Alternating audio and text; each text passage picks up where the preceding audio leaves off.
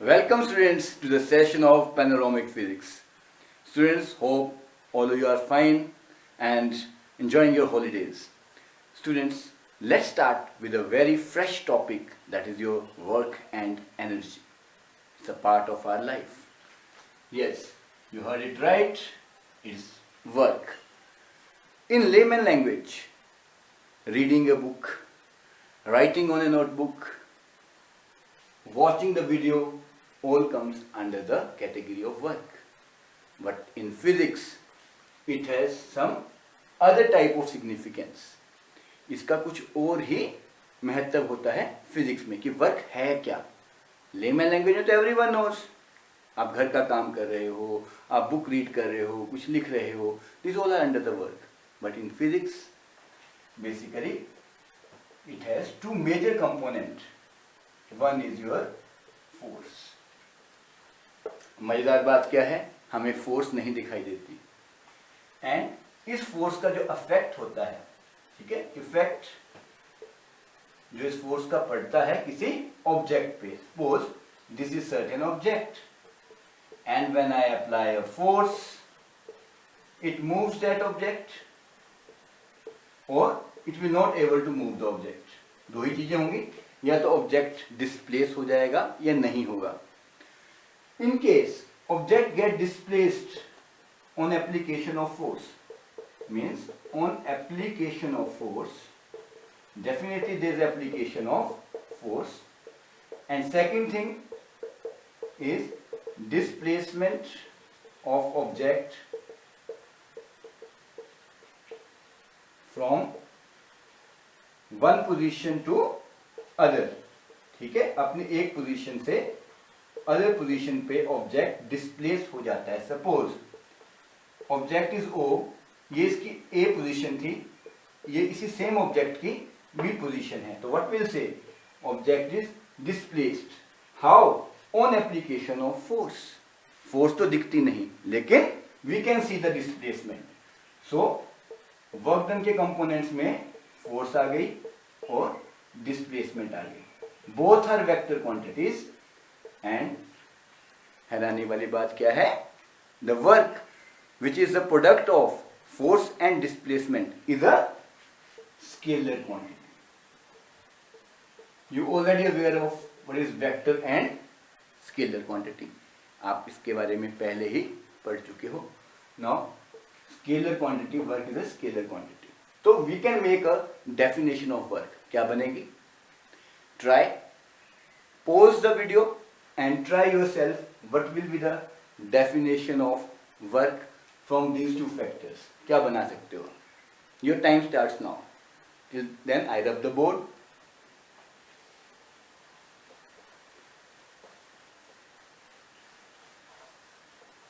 So we have two components, force and displacement. I hope everybody is through with the definition of work. If not, let's see. अभी हमने बताया था work done होता है force into displacement, right? How you will frame definition? when a force is applied on object, object कर लीजिए, body कह लीजिए, and due to application of force object is displaced. Object, body, you can write anything, is displaced, then work is said to be done. This is a very general definition. Now the question arises कि displace होगा तो कहाँ होगा? Yes, very genuine question. In the direction of force, generally हम कहते हैं in the direction of force he object जो है displace होगा, but not necessary. अभी हम कुछ special cases करेंगे work done के ऊपर, that will be later. पर अभी आप क्या कहेंगे, work तभी होगा जब force लगेगी और object displace होगा. तो क्या हम वर्क डन को F डॉट S लिख सकते हैं? Answer is yes. तो अभी हमने क्या जाना, अ वेरी ब्रीफ स्नैपशॉट, कि एप्लीकेशन ऑफ फोर्स से अगर ऑब्जेक्ट डिस्प्लेस होता है उसे ही कहते हैं work done. Again, on application of force if object get displaced then that is known as work done. Right, अब एक स्पेशल केस करते हैं कि वर्क डन को हम और कैसे रिप्रेजेंट कर सकते हैं। Let's see,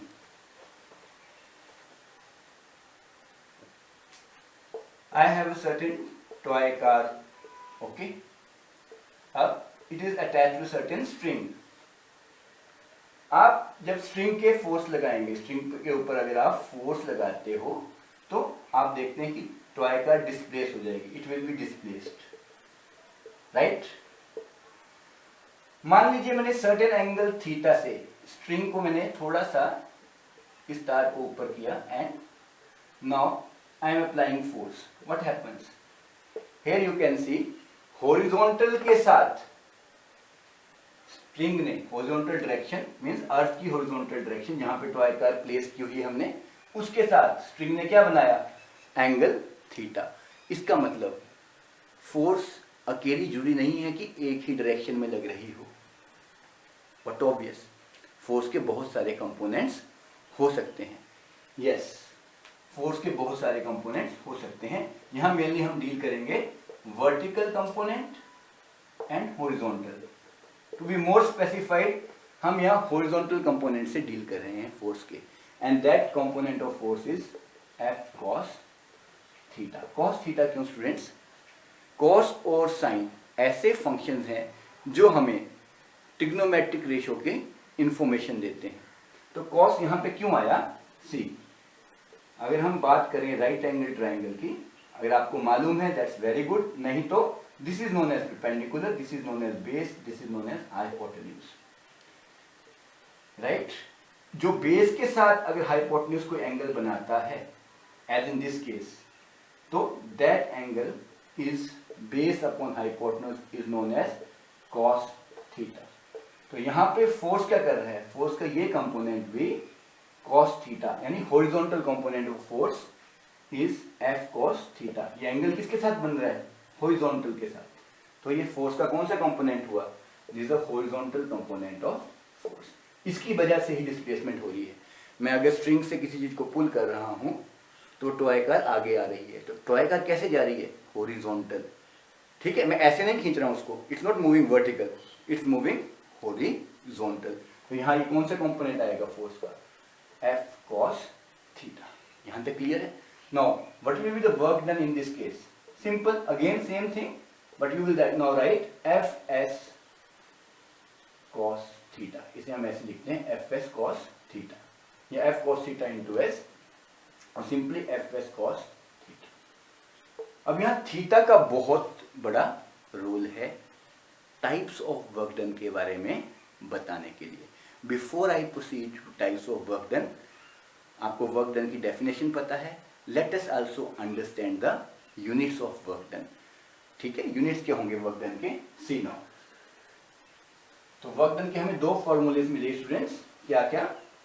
number one formulation is W equal to F into S and W equal to F dot S cos theta.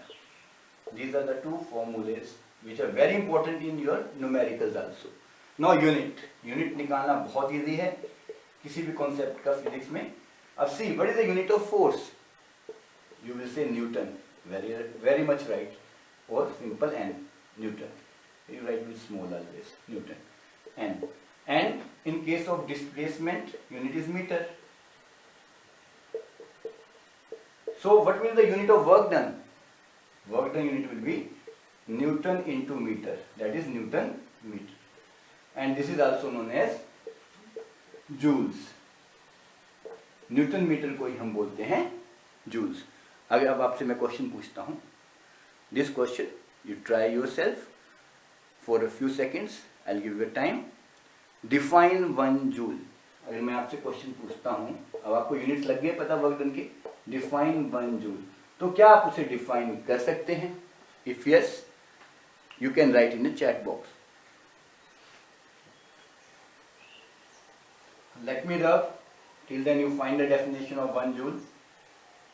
अब कैसे बनेगी definition students? Very easy to make, very simple, I am telling you, it's very simple. See, work done is F into S. Means if 1 joule work, then 1 Newton force into 1 meter, right? So what will be the definition? When 1 Newton force is applied on object and displace the object, आगे वही बात बच्चों, same thing, force भी लग रही है, displacement भी हो रही है, and displaces the object, displaces the object through a distance of 1 meter, then work done is said to be 1 joule.